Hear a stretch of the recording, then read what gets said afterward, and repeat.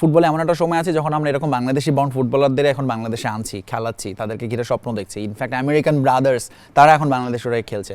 So এইটাও আসলে এই ছোটো ছোটো বিষয়গুলো আমাদের জন্য আসলে খানিকটা তো প্রাউডের বটেই।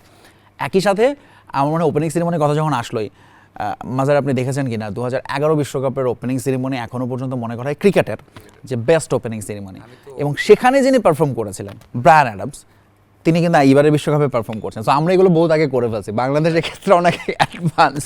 সেকেন্ড ম্যাচ যেটা হয়েছে এশিয়ার পরাশক্তি সাউথ কোরিয়া জয় পেয়েছে এবং ভালো একটা ম্যাচ হয়েছে। ভালো ম্যাচ ছিল, ফার্স্ট ম্যাচের থেকে এটা more entertaining. Second half, first হাফটা রায়হান একেবারেই মনে হয়েছিল দুটো দল তো সাউথ কোরিয়া পিছিয়ে ছিল, মানে ভালো লাগেনি আপনার?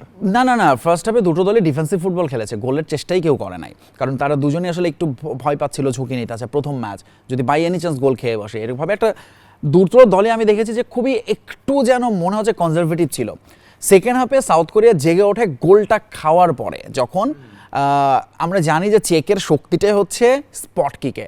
চেক কিন্তু পুরো ম্যাচের ডিফেন্সিভ ফুটবল খেলে যাবে, একটা দুটো স্পট কিক পাবে, সেটা থেকে ওরা গোল করে, এবং এইভাবে ওরা বাছাই পর্ব পার হয়ে এখানে আসছে।